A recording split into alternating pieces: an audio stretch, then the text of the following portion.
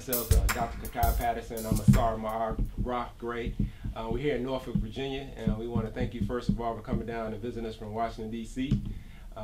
Today we have the holistic weekend at the House of Consciousness in Norfolk, Virginia, and we just want to take a few minutes to talk to you a little bit outside of the mix before it gets really crowded and you get to speaking and everybody asking you a whole bunch of questions, just to get a little time with you to talk about what you do, you know, how did you get into the holistic practitioner situation, just to ask you a little bit of information also on some of the products you're going to bring down and try to explain to people a little bit today. So go ahead now and tell us a little bit about yourself, Dr. Kokayi, your background, and what you're going to be speaking today to the people in Norfolk. Thank you so much, Brother Sar, and I just want to thank you all for inviting me down, and thank you and your organization for inviting me down to the weekend of holistic health here at the House of Consciousness. Again, as he stated, Dr. Kokayi Patterson, I've been working in the holistic health field now for about 35, 40 years. And just a little bit about my own personal story. At age 18, I made a decision to become what's known as a vegetarian. They have all different categories now, vegan this and vegan that. But I decided to become a vegetarian. I had been living a street life and had been involved in indulging in all kinds of negative behaviors, and made a change. And in making that change with my diet, of course, it raised my spiritual consciousness and my mental consciousness, and my understanding of what needed to happen within the families, within the communities, and of course with black people as a whole. So at that point early on in my growth and development, I decided to get involved in studying holistic health practices. In 1972, I went to Gary, Indiana, and met a gentleman by the name of Dr. Matudu Shakur, who Sar had introduced acupuncture as a means to deal with addictions and compulsive behaviors out of their Lincoln Hospital in the Bronx in New York. This was in 1972. I began to study vigorously in 1978 and became a certified acupuncture detox specialist and began to use that particular technique to heal individuals who were suffering from the dredges of substance abuse and addiction.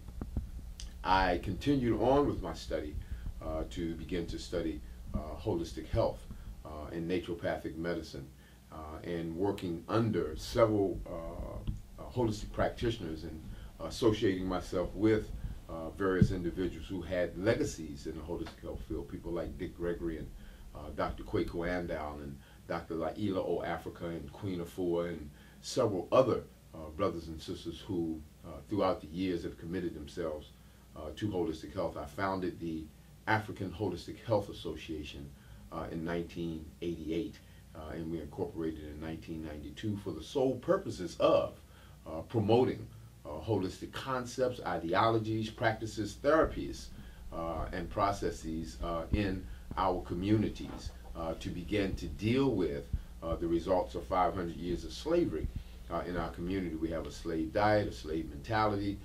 We don't understand our environment anymore, when in fact that's where we came from, a very, very natural and healthy environment.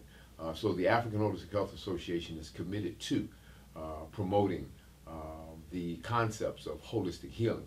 When we talk about the concepts of holistic healing, we want to kind of clear that up. So we know that people think about holistic healing, they spell that word with an H. We spell it with a W because we want to make sure we understand the spiritual component.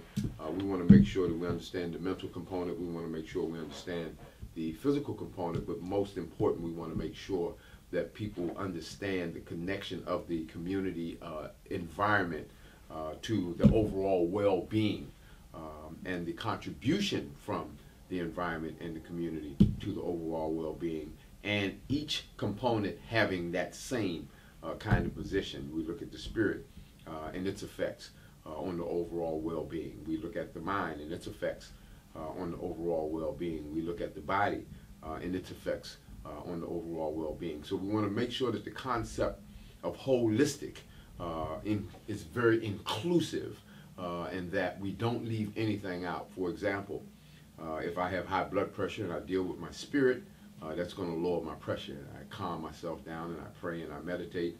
If I have high blood pressure and my mind is very, very overactive, and I'm worried and anxious and so forth, and I can calm that mind down by being able to make proper decisions and understand what I'm going through, because I've been educated about these issues and concerns I may or may not be dealing with, then my pressure would relax itself.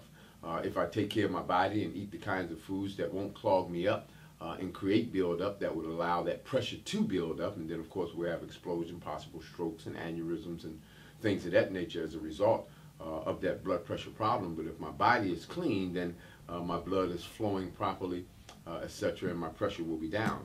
But we're doing all of these things, but then we go to our environment, we go to our community, we go home, and there's a lot of stress, a lot of strife going on in our home environment. Well, our pressure will go back up. So this individual in healing, based on our concept of holistic, has to include the environment in the community. All right, well, Dr. Kokayi, that surely seems like some people will get a wealth of knowledge today, and I'm sure they're going to be just astonished with the knowledge you're going to bring in and some of the concepts you're going to be talking about. And one thing that really struck me is you said something about the acupuncture. Yes. Most people think about acupuncture as this Chinese thing, Yeah.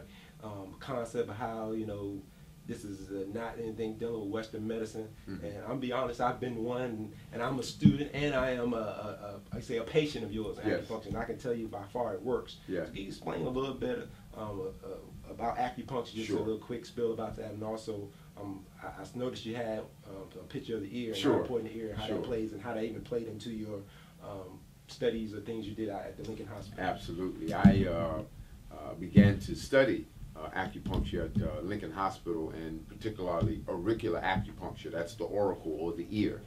There's 3 different forms of acupuncture. There's body acupuncture, there's auricular acupuncture, as well as moxibustion.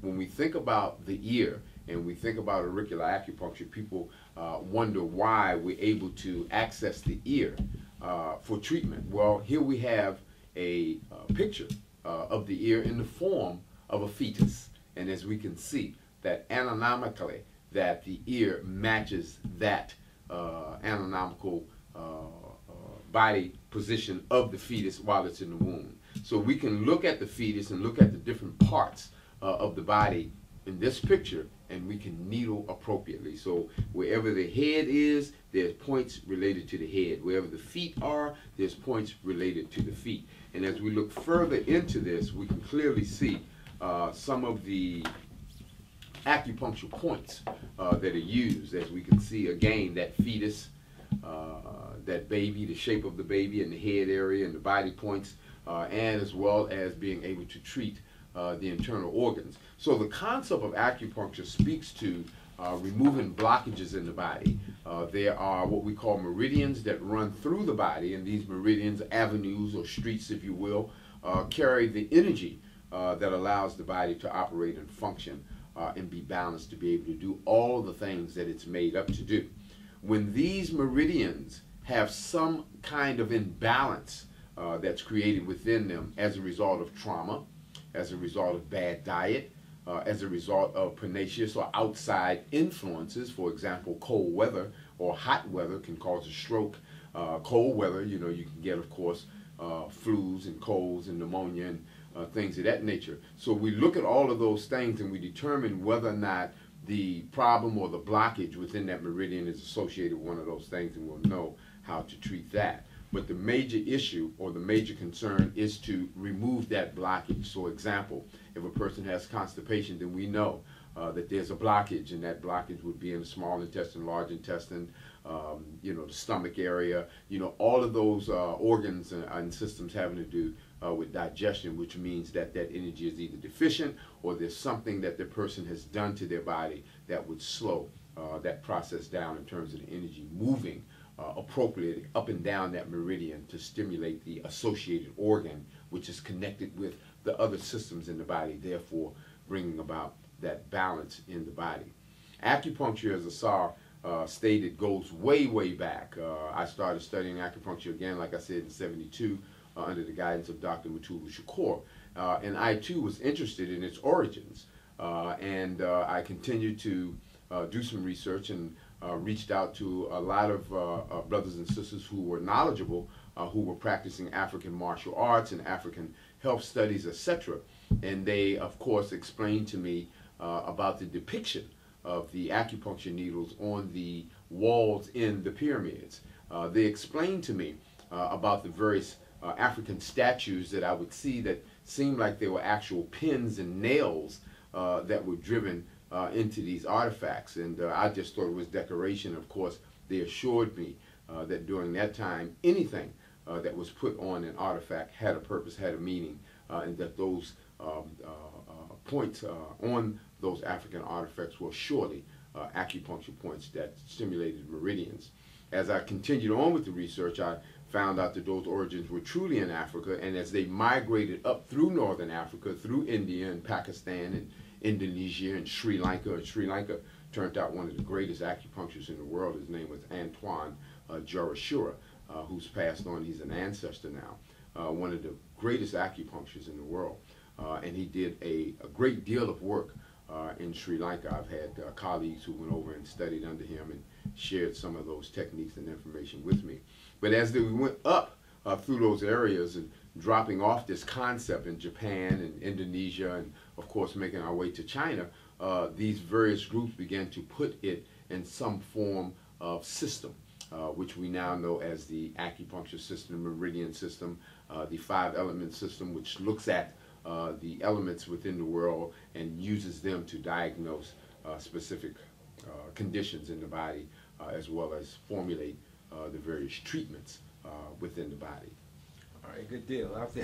I can tell you some people are going to get some knowledge today. Yes. And I see you got some products here on the Sure. side here.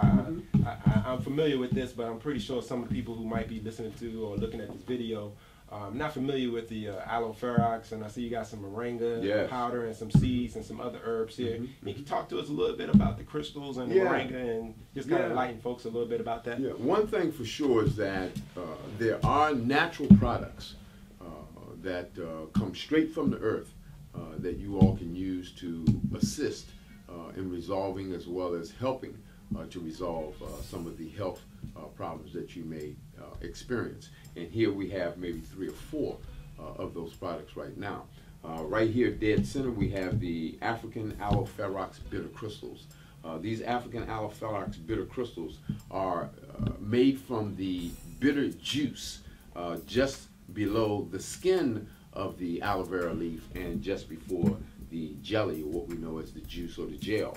This yellow bitter sap is then dried out and crystallized, and you take 4 to 5 of these crystals and it will help to alleviate gout, arthritis, acid reflux, digestive issues, constipation, you know, all of these kinds of things having to do with your digestive tract, pot belly, obesity, overweight.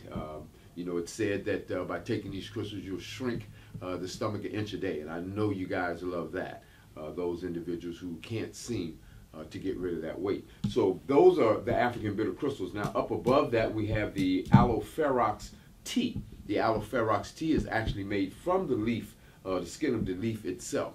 This particular tea actually helps to deal with acid reflux and acid buildup. But one exciting thing that it does, because whenever you're cleansing, whenever you're detoxing, and you release toxins into the body, of course, in order for them to be purged, some of those toxins may find their way back into the system. Not a scary thing, but still more work for the body to do. Here we have a specific tea that will actually block the absorption or the reabsorption of that acid and those toxins that you've actually released in the body in order to purge. So this is a great product to use when you're going through that cleansing process and regenerating your health.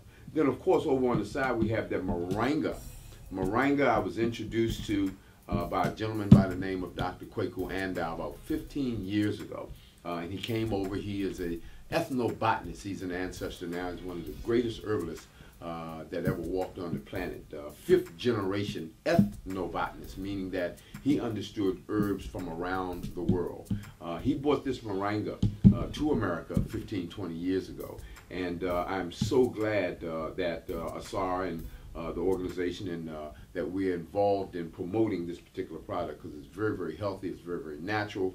You can take it in conjunction with your medications, etc. It will not create any kind of problem.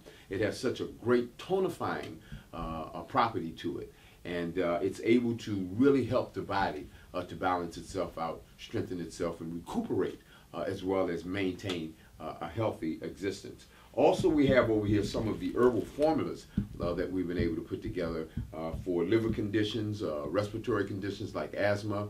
We have a formula called Sweet Thing that's great for diabetes, and all of these products will assist in helping the body deal with all of those general health conditions as well as some of those specific ones.